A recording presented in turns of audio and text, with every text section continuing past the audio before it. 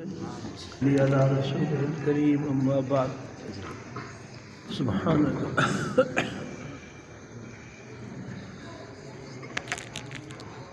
لا علم لنا إلا ما علمتنا أشهد أن لا إله إلا أنت أستغفرك وأتوب إليك رب زدني علما يا رب صل وسلم دائما أبدا على حبيبك خير الخلق كلهم وآله وصحبه أجمعين. بیان تو پتہ نہیں کیا کرنا تھا.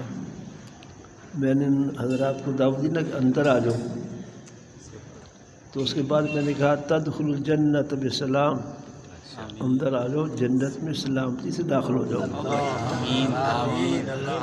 یہ جو جملہ ہے یہ حضور پاک صلی اللہ علیہ وسلم کا ہے.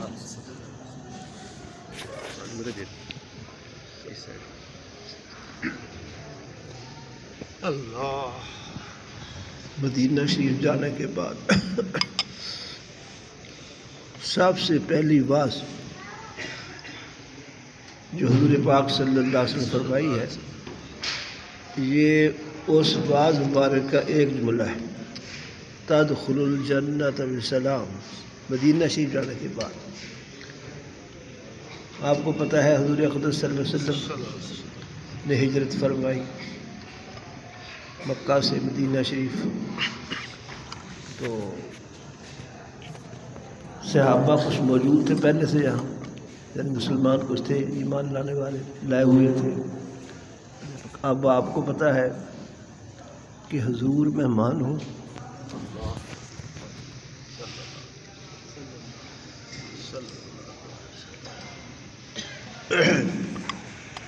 حضور مہمان ہو تو میزبانوں کا حال کیا ہوگا؟ ہر صحابی کی خواہش کہ حضور میرے ہاں ٹھہرے، مجھے شرف بخشے. جو صحابہ تھے ہر ایک کی خواہش تھی کہ میں حضور نے پہلا میزبان بنوں.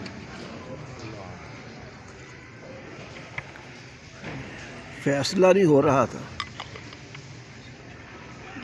حضور اقدس صلی اللہ علیہ وسلم نے ایک بڑا ہی اونچا ارشاد فرمایا، پر میں سب میری اونٹنی چھوڑ دو، میری اونٹنی وہاں بیٹھے گی جہاں میرے اللہ چاہے گا میں وہاں بیٹھوں.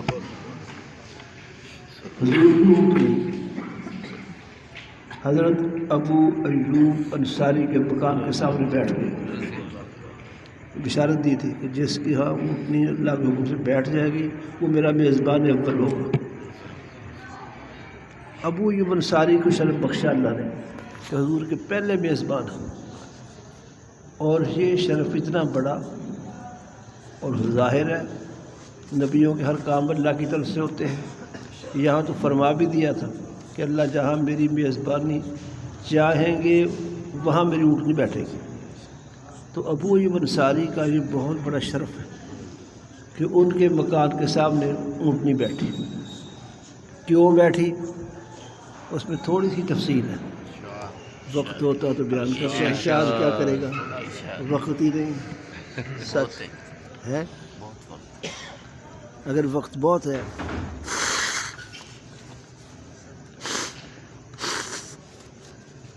کا علاقہ مشہور آپ بھی جانتے ہیں، یمن کا بادشاہ تھا شاہ طبہ. طبہ کہتے ہیں جس کے ماننے والے بہت زیادہ ہوں، اتباع سے ہے جس کو ماننے والے بہت زیادہ ہوں.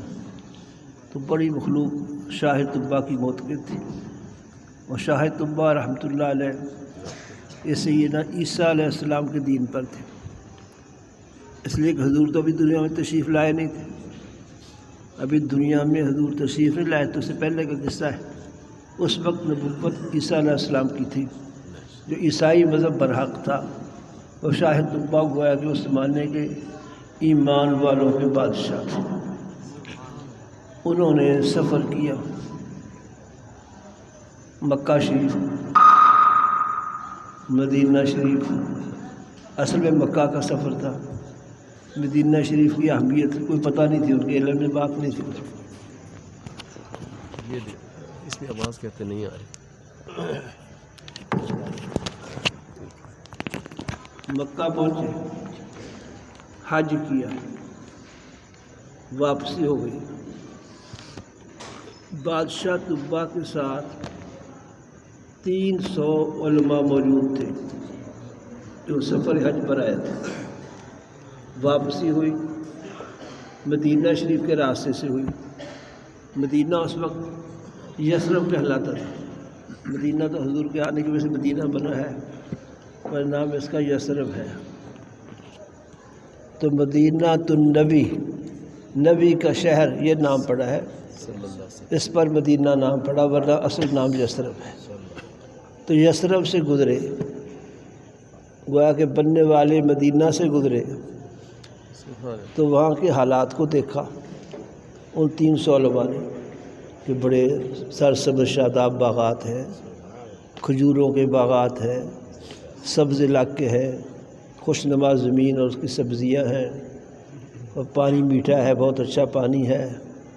تو یہ ساری چیزیں دیکھ کر ان علماء نے شاہ طبا سے کہا کہ ہمارا ایک وجدان ہے،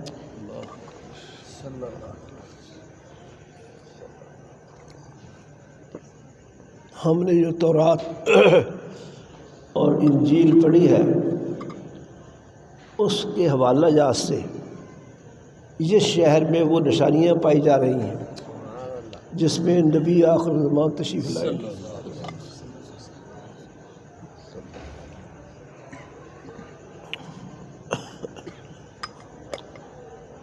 اللہ کے آخری نبی صلی اللہ علیہ وسلم ہمیں لگتا ہے کہ اس شہر میں آ کے آباد ہوں گے. اس کی یہ فضائیں، یہ پہاڑی سلسلے، یہ کھجوروں کے باغات، یہ سرسبز علاقے، یہ لگتا ہے یہ وہ شہر ہے جہاں آخری پیغمبر آ کے کیا فرمائیں گے، اور یہیں آخری زندگی کا حصہ گزاریں گے، یہیں آرام فرما ہوں گے، اور یہی ہمیشہ کی آرام گاہ بنے گی. کہاں؟ یثرب. شاہ طبا خود بڑا عالم تھا، اس نے بھی کہا بھی غور کر کے بالکل تمہاری بات ٹھیک ہے، میں تم سے متفق ہوں، وہ نبی آخر زمان یہیں آئیں گے. اور آپ کو پتہ حضور اقدس صلی اللہ علیہ وسلم کی زندگی کے آخری 10 سال مدینہ میں گزرے، تو یہیں آرام فرما ہوئے حضور پاک صلی اللہ علیہ وسلم. پھر کیا کیا جائے؟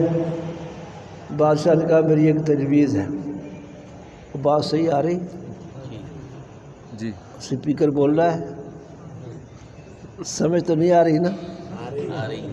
نہیں، میرا خیال سپیکر کی آواز تو ٹھیک ہے، میری آواز کچھ پست سی ہے.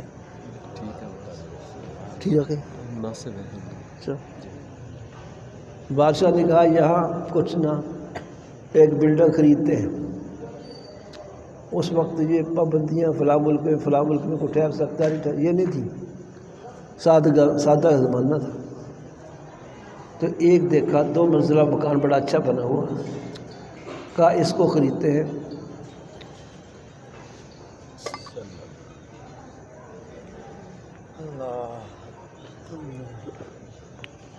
اس میں علماء کی ایک جماعت ٹھہراتے ہیں جو نبی آخر زمان کا استقبال اور انتظار کرے گا. ایک خط لکھا، حضور کے نام خط بھی لکھا صلی اللہ علیہ وسلم. اس میں بڑی محبت کا، عقیدت کا اظہار کیا. اور ایک علماء کی جماعت اس مکان 2 منزلہ میں ٹھہرا دی گئی. کس مکان پر؟ جو وہاں بنا ہوا تھا. اتنی کافی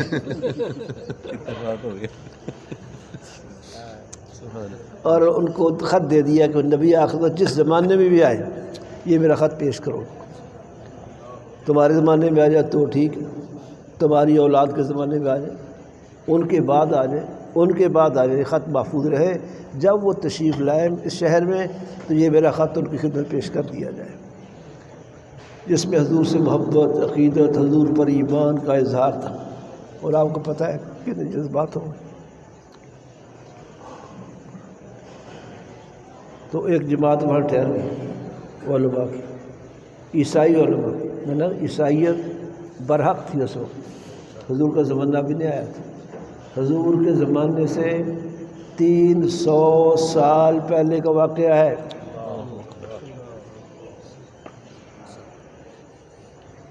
ٹھہر گئی ایک جماعت، ان کا حکم یہی تھا اسی مکان میں ٹھہرنا ہے، 2 منزلہ اچھا بنا ہوا مکان تھا، اسی میں بیٹھو انتظار کرو، جب تشریف لائے، جب تمہارے زمانے میں آ جائیں، تمہاری اولاد نسلوں کے زمانے میں آ جائیں، جو موجود ہوں ان کا استقبال کرے اور انتظار کرے۔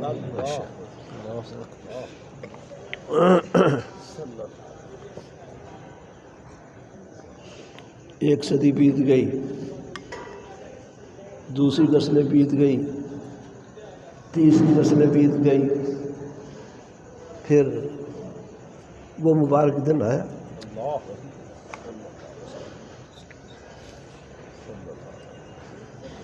جس کو ہم ہجرت کا دن کہتے ہیں۔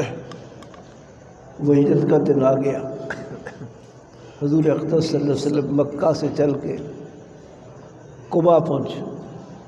قبا آج تو مدینہ شریف کا حصہ ہے، اس مدینہ کے شہر سے باہر ایک بستی کا نام تھا، جیسے آبادیاں بڑھتے بڑھتے پھیل جاتی ہیں، اس وقت قبا 3 کلومیٹر باہر تھا، یثرب سے مدینہ سے 3 کلومیٹر باہر تھا۔ حضور اس بستی میں ٹھہر گئے، 14 دن ٹھہرے، اور 14 سمجھتے ہو؟ 14 دن وہاں قیام کیا۔ جمعہ فرض ہو چکا تھا، حضور سے پہلے جمعہ یہاں ہو رہا تھا حضور کے حکم سے، یثرب میں حضور کے صحابی اسد بن زرارہ رضی اللہ عنہ یہاں جمعہ پڑھایا کرتے تھے حضور کے حکم سے۔ جمعہ فرض ہو چکا تھا، حضور قباء میں ٹھہرے، 14 دن قیام کیا۔ 14 دن میں جمعہ تو نہیں آیا ہوگا، بتاؤ جی؟ اور 14 دن میں جمعہ آیا؟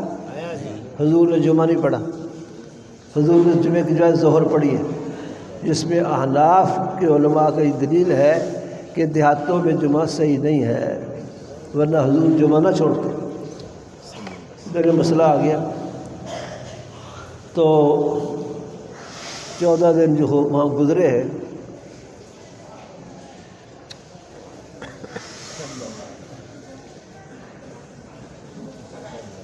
حضور اقدس صلی اللہ علیہ وسلم صحابہ میں بیٹھتے تھے، دور دور خبریں پہنچ رہی تھیں۔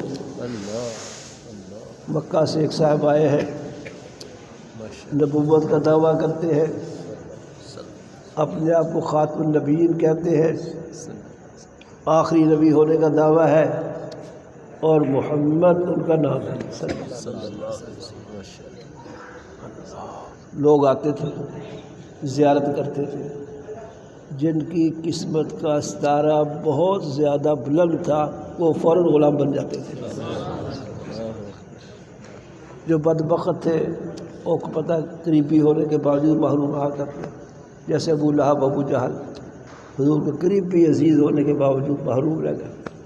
اس لیے کہتے ہیں بھی صالحین سے استفادے کی شرط ہے نیت محبت عقیدت کی ہو، وگرنہ بہت قریب بیٹھنے والا آدمی محروم رہے گا جب نیت ادب کی نہیں ہے۔ ان لوگوں کی نیت ادب کی نہیں تھی، ابو جہل کی، ابو لہب کی، اس لیے حضور جیسے سید الانبیاء کے فیض سے بھی محروم رہ گئے۔ جن کی نیت اچھی تھی وہ حبشہ سے بلال، وہ ایمان لے سبحان اللہ۔ کہاں روم ہے؟ روم سے صحابہ کے سلام لے آئے۔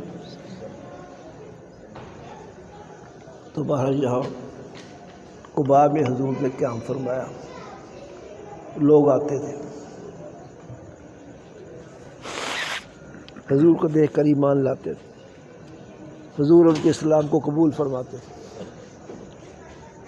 ایک صحابی جو اس وقت یہودی تھے، یہودیوں کے عالم تھے، یہودیوں کے پیر تھے، شیخ تھے، سیدنا ہارون علیہ السلام کی اولاد میں سے تھے۔ ہارون علیہ السلام حضرت موسیٰ علیہ السلام کے بھائی ہیں۔ اللہ، انہوں نے بھی سنا کہ بھئی سنا ہے کوئی صاحب آئے ہیں مکہ سے، محمد ان کا نام ہے، نبی ہونے کا دعویٰ کرتے ہیں۔ تو دل صاف تھا، ضد بازی نہیں تھی. کچھ سوالات تیار کیے تورات کی مدد سے، اس لیے کہ نبی پاک صلی اللہ علیہ وسلم کا ذکر خیر سابقہ آسمانی کتابوں میں اللہ نے کیا ہوا. بے شک حضور علیہ السلام کے نام کا ذکر تھا، جس کو یہودی زبان میں فارخلید کہتے ہیں، محمد کا نام کا ذکر تھا. حضور کے اخلاق کا ذکر تھا، حضور کی عادات کا ذکر تھا.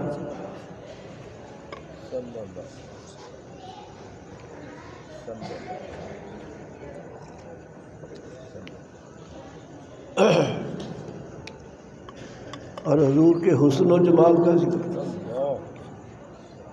اس لیے کچھ اس کی مدد سے اس صحابی نے، یہودی عالم نے کچھ سوالات تیار کیے کہ میں وہ سوال کروں گا، اگر تو جواب دے دیے تو ایمان لے آؤں گا، اس لیے کہ ہماری کتاب کے مطابق باقی نبی ہوئے، اور اگر جواب نہ دے سکے پھر ایمان نہیں لاؤں گا. وہ کہتے ہیں قبا پہنچا،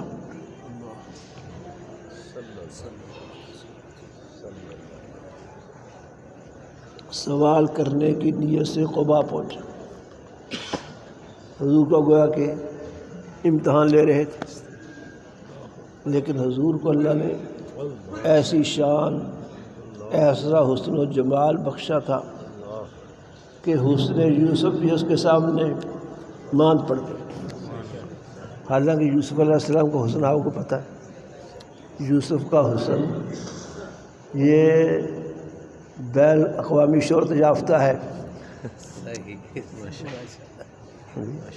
پوری دنیا جانتی ہے. اللہ اتنا حسن ہے کہ جب وہ عورتوں نے حضرت یوسف علیہ السلام کو پہلی دفعہ دیکھا، جن کی دعوت کی تھی زلیخا صاحبہ نے، ہاں جی، وہ دیکھتے سار ہی ان کے نگاہیں حضرت کے چہرے پہ جم گئی اور تھل کاٹ رہی تھی. قطعن ایدیہن وقلن حاش للہ ما ھذا بشرا. ادھر اتنی مستغرق ہو گئی یوسف کو دیکھنے میں کہ اپنی انگلیاں کاٹ لی اور کہنے لگی اللہ پاک ہے، کہنے لگی اللہ پاک ہے، یہ آدمی، یہ تو کوئی انسان نہیں، یہ نہایت شریف بزرگ فرشتہ ہے. فرشتہ اس لیے کہا، شرافت اس لیے بات کہی، ملکن کریم لفظ ہے. کریم اس لیے کہا کہ بھری جوانی، غلط دعوت، غلط ماحول،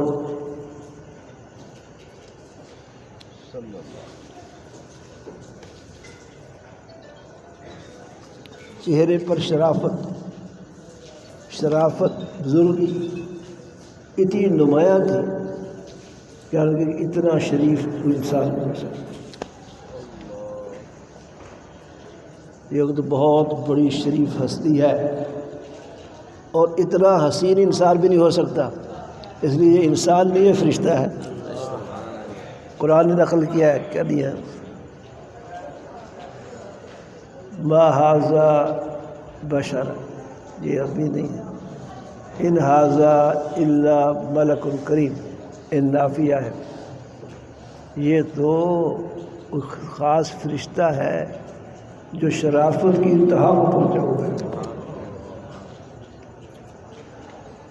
تو انگلیاں کاٹ لی، اور انگلیاں کاٹنا آسان ہے،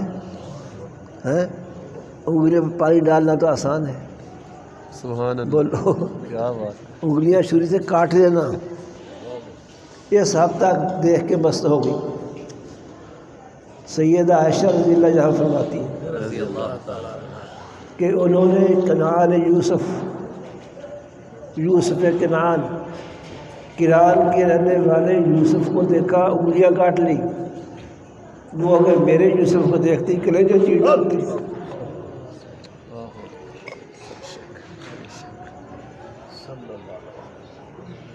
اگر وہ حضور کو دیکھتی تو فرمایا کلیجے چیڑ ڈالتی، اپنے کلیجے.